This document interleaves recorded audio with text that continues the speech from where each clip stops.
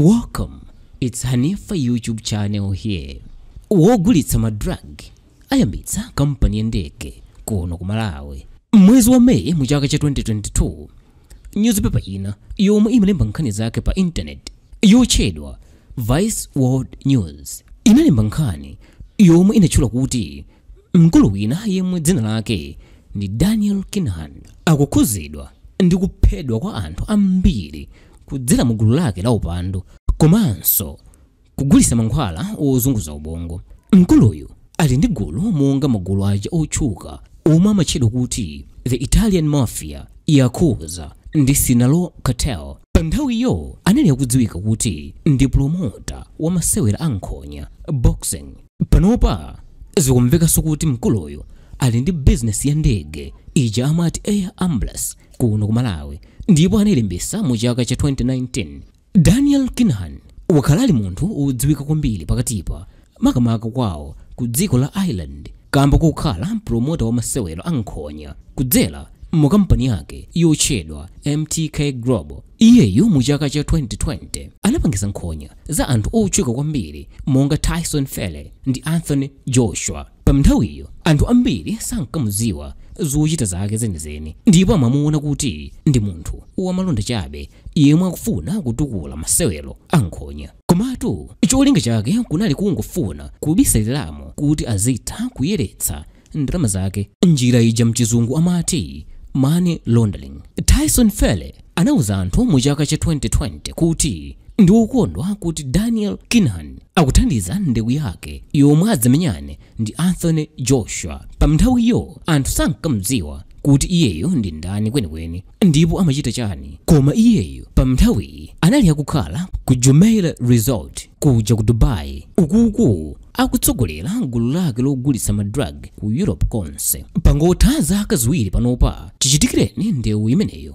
ndipo Daniel Kinahan akufufuzidwa ndi apolisi mdziko lake la Ireland ndi United States, ndipo moyo wake wapamwamba komanso wachikhwaya omwe akhala akukhala mdziko la Dubai tsopano ukhoza kutha, poti iyeyo akhoza kugwidwa tsiku lililonse kuti akayimbidwe milandu ingapo yokhuzana ndi kupha anthu komanso kugulitsa mankhwala ozunguza ubongo. Zikuonesa kuti Tyson Fury pa nthawi yomwe ankamenyana nkhonyayo sankadziwa kuti promoter wakeyo ntchito yake yeniyeni ndi yogulitsa mankhwala. Mayiko angapo akumufuna mkuluyo kuti amuzenge milandu, ndipo mayikowa ndi monga United States, dziko la Spain, Netherlands kuphatikizapo dziko lake Ireland. Nthambi yothana ndi malonda amankhwalawa ozunguza ubongo ya mdziko la United States ya Drug Enforcement Agency DEA yakhala ikufufuza machitidwe ake kuchoka mu chaka cha 2017,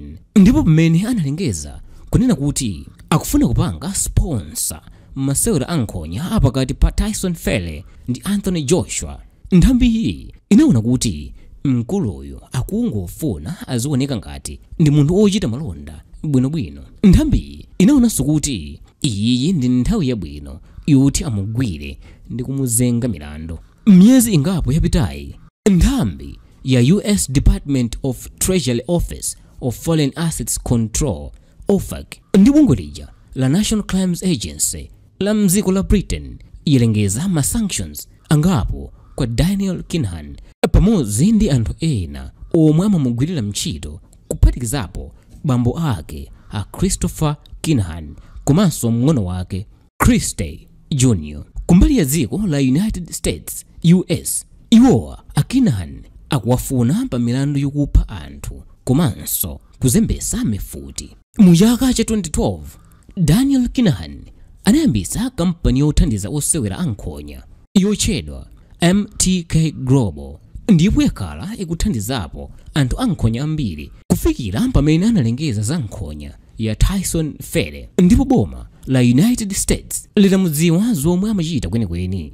Mkuluyu linalengeza ndi kuwuza anthu kuti aliyense yemwe angathandizire kuti mkuluyu pamodzi ndi anzake agwidwe apatsidwa ndalama zokwana 5 biliyoni malaikwacha. Kuphatikiza apo mukulengezamo anatinso mabizinesi awo omwe amachitira mdziko la America awamitsa pamodzi ndi mabanki ake. Dziko la United States of America linapemphanso maiko aku Europe kuti awathandize kumugwira mkuluyo pamodzi ndi mkulu wina wotchedwa Sean McGovern yemwe Kinahan amamukhulupirira kwambiri.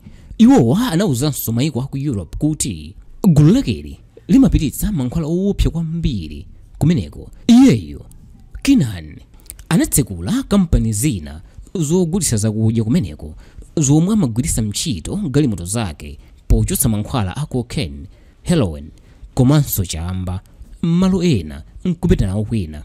Ntchito yofuna kuthana ndi Kinahan komanso gulu lake ikusonyeza kuti ikhala yabwino kwa apolisi popeza mwezi wa March a Thomas Kavana yemwe amasogolera gululi mdziko la Britain anagamulidwa kuti akakhale ku ndende zaka 21 kamba kuopezeka olakwa pozembesa mankhwala a cocaine, chamba komanso kuba ndalama. Ku Ireland komwe ndi kwawo kwa Daniel Kinahan, boma la dzikolo layamba kulanda mabusiness onse omwe ndi amkuluyo kuphatikizapo nyumba yapamwamba kwambiri yomwe ndi ndalama zokwana 4 billion malayi kwacha mu mzinda wa Dublin. Ku United Arab Emirates UAE komwe gululi lakhala likugwira ntchito zake komanso kukhala kuyambira mu chaka cha 2017, apolisi kumeneko ayambanso kulanda chuma chawo chakulowa. Kuphatikiza apo anthu ochita masewera ankhonya pa dziko lonse ayamba kuwasala a Daniel Kinahan ndipo kampani yawo ya MTK Global iyasiya kugwira ntchito zake panopa. Ndipo pano ndikukamba pano dziko la United States of America lakana anthu okwana 600 kulowa mdziko mwawo kamba kokhudzidwa ndi gulu la Kinahan. Komatu ngakhale kuti mkuluyo anamangidwa m'mbuyomu palibe bwalo la milandu lamugamula kuti mkuluyo ndi wolakwa. Iyeyo wakhala akumatchulidwa m'milandu ya kuphedwa kwa anthu m'mayiko monga Spain, Netherlands, Ireland ndi Belgium. M'mayiko amenewa gulu lakeli lapha anthu opitilira 20 ndipo zikumveka kuti mkuluyo amatha kulamula anthu mgulu lakeli kuti aphe anthu koma iye mwini sachita kuopa kumangidwa. Chinthu china chomwe chimaonetsa kuti mkuluyo ndi wodziwika kwambiri kumbali yogulitsa mankhwalawa ndi chakuti mu chaka cha 2017 anachititsa ukwati mu nyumba ina yayitali pa dziko lonse lapansi yomwe ili ku Dubai ndi mkazi wake Kim Robson yemwe mmuna wake wakale anali Michael Kelly yemwe anaphedwa powomberedwa mu chaka cha 2011 ndi anthu ena odana naye Kinahan pamalonda ake amadrag. Pa ukwatiwo kunali anthu monga Rafael yemwe ndi wochokera ku gulu la Italian Mafia wagulu lina la ku Netherlands, Richard Vega wochokera mdziko la Chile, Eden Gakanen wochokera mdziko la Bosnia ku gulu la Tito ndi Daniel Cartel. Naye Tyson Fury anapezekako ngati mlendo woyitanidwa. Pamene nkhani za mkuluyu zili chonchi kwatuluka umboni wina womwe uwonetsa kuti iyeyo ali ndi kampani yake ya malonda a ndege muno Malawi ndipo analembetsa mdziko lino la Malawi. Kampani iyi yomwe dzina lake ndi Nyasa Air Charter ndipo inapatsidwa chilolezo cha license chogwira ntchito mchaka cha 2019. Ngakhale kuti kampani iyi inalembetsedwa mdziko muno, ayi ndithu kampani sinagwirepo ntchito kunoko ndipo iyoyi imagwira ntchito zake m'mayiko monga Mozambique ndi Zimbabwe. Kafukufuku watu lankhani ena mdziko muno wapeza kuti Alec Mtiratira omwe anagwirapo ntchito ku Civil Aviation Department mbuyomu ndiye mkulu wa kampani iyi mdziko lino. Malingana ndi mmene website ya kampani iyi inalembera, bambo Mtiratira atafunsidwa mzaudindo wawo iwo anakana kuti sakudziwapo kanthu koma kuti anangothandizira kuti kampani ilembetsedwe mdziko muno popeza anali akugwira ntchito ku Civil Aviation.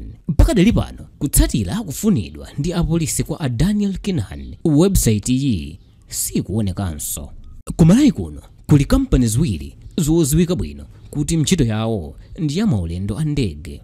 Kampani izi ndi monga Malawi Airlines yomwe mbali ina ndi ya boma komanso Ulendo Airlink yomwe si ya boma. Kampani ya Nyasa Air Charter ndiye kuti ndi kampani yachitatu koma sinagwireko ntchito zake mdziko muno.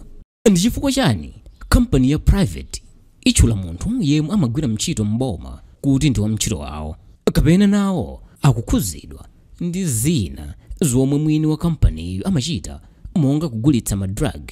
Mkulu wa nthambi ya boma yoona za kampani za maulendo a ndege mdziko muno, bambo James Chakwera, atafunsidwa za kampani iyi, koyamba anati sakudziwapo kanthu, ndipo kenako anangoti akungokumbukira kuti kampaniyo inafuna kulembetsa mdziko muno, koma zoti anapatsidwa chiphaso choyamba kugwira ntchito zake mdziko muno ndi sakukumbukira. Kodi ndiye kuti anachita chinyengo kuti aini ake a kampani iyi apeze license yawo, nkufika kuti mkulu woyang'anira zimenezo sakudziwa chilichonse.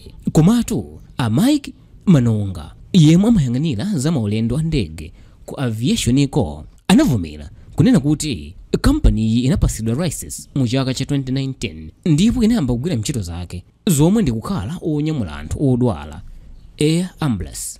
Kampani iyi ikupezekanso kuti ili pa ubale ndi kampani ina yakunja yotchedwa Sea Dream Middle East Trading. Kudzera pa peji yawo ya pa LinkedIn, kampani iyi ikuti ili ndi anthu odziwa kuwulutsa ndege omwe amagwira ntchito m'mayiko monga Chad, Central Africa Republic, DR Congo, komanso dziko la Rwanda, dziko la Burundi, ku Uganda, Togo, Nigeria, Sao Tome, dziko la Equatorial Guinea, dziko la Afghanistan ndi Iraq. Chinthu chachikulu chodabwitsa mchakuti mu mayiko omwe anawatchulawa ambiri ayo ndi oti kunachitika nkhondo za mnano. Kodi amenewa sakutibweresera zigawenga kuno kuti zizawulutsa ndege? Nanga ukuku sikuyika miyoyo ya anthu pachiswe pofuna kuwaphimba anthu m'maso. Kampani ya Sea Dreams inatinso imagwira ntchito ndi kampani monga Regional Medical Services Limited ndi Crescent and Crosses Pte Limited yomwe imayang'anira. Iwo anatinso kampanizi zimagwira ntchito m'mayiko monga Botswana, Ethiopia, South Sudan, Syria, Zimbabwe, Somalia, Iraq, South Africa, Mozambique, Zambia, Tanzania ndi dziko la DRC. Ndikuti muonenso mayiko amenewa ambiri wanso ndi uti kunachitikako nkhondo. Apatu tisamalepo kwambiri. Kuonjezerapo pa website yawo ya Nyasa Charter panalembedwanso zina la John James Namok yemwe anatchulidwa kuti ndi mkulu woyang'anira zachitetezo ku kampani, pongonena kuti ali ndi experience yogwira ntchito kuno ku Africa. Komatu kafukufuku wina akuonesa kuti iwowa bambo John James Namok pamodzi ndi amzawo ena okwana 13 anamangidwa mu chaka cha 1976 chifukwa chokumenyana nkhondo ku dziko la Angola.